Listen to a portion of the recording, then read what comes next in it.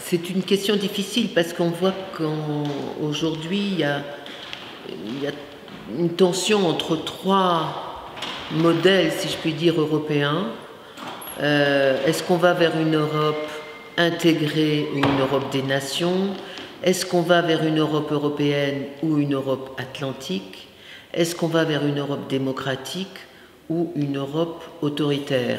Et si vous mélangez ces trois coupes, ça fait normalement 9, mais on voit bien qu'il y a un extrême qui serait une Europe autoritaire des nations et également complaisante à l'égard de Trump et de Poutine, ou une Europe démocratique, intégrée, européenne. Moi, évidemment, je pense que l'avenir de l'Europe doit être une Europe démocratique, une Europe intégrée sur les domaines qui sont de compétences européennes et pour les autres domaines dans lesquels les États coopèrent loyalement avec les institutions européennes, et une Europe européenne, non pas qu'elle doive être contre les États-Unis, mais qu'elle doit développer ses moyens d'autonomie stratégique et d'influence politique dans le monde. Donc voilà, moi je souhaite qu'on aille vers une Europe européenne intégrée démocratique. Je crains que les forces soient quand même assez puissantes pour que l'option d'une Europe autoritaire et une Europe des nations ne reste séduisante pour une partie des citoyens. Je pense que les deux ne sont pas alternatifs. Il faut absolument un leadership. Le problème de l'Europe, c'est qu'il y a rarement eu de vrai leadership.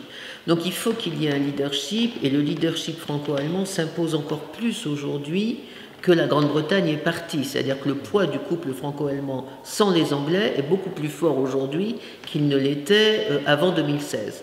Donc ces deux pays ont une légitimité, ne serait-ce que par leur poids démographique, économique, militaire, à entraîner les autres.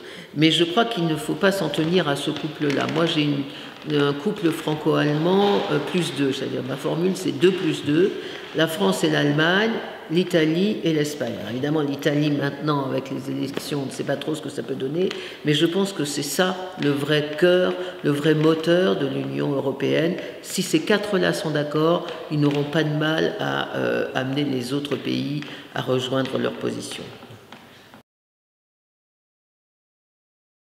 Mais pour jouer un rôle de médiation, il faut qu'il y ait deux parties identifiées, qui soient un conflit, qui n'arrivent pas à se mettre d'accord, et l'Europe essaye d'avoir une action diplomatique, de négociation, d'honnêtes courtiers entre ces deux parties.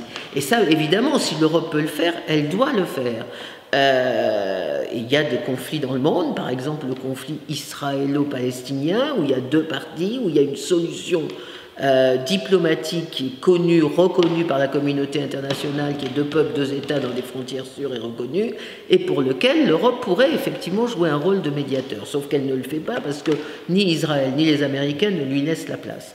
Mais il y a des conflits aujourd'hui, et c'est là un peu la nouveauté stratégique, dans lesquels les deux parties ne sont pas bien identifiées. Par exemple, le terrorisme n'est pas une partie avec laquelle on peut négocier contre un État. Donc le terrorisme islamique, que ce soit Al-Qaïda ou l'État islamique, il ne peut pas y avoir de médiation avec eux, il faut les éradiquer. De même, le conflit en Syrie, qui se joue maintenant à 3, 4, 5 parties, avec la Russie qui intervient, les Iraniens par personne interposée, ça devient difficile de faire une médiation. Ce que les Européens devraient faire là, sur l'affaire syrienne, c'est proposer une conférence internationale, régionale, sur l'équilibre au Levant. Oui, là, l'Europe devrait avoir une initiative. Donc je pense que ce n'est pas tellement le mot médiation, c'est le mot de créativité diplomatique. Il y a des crises dans lesquelles les Européens doivent inventer une solution durable, parce que sinon, c'est la guerre durable.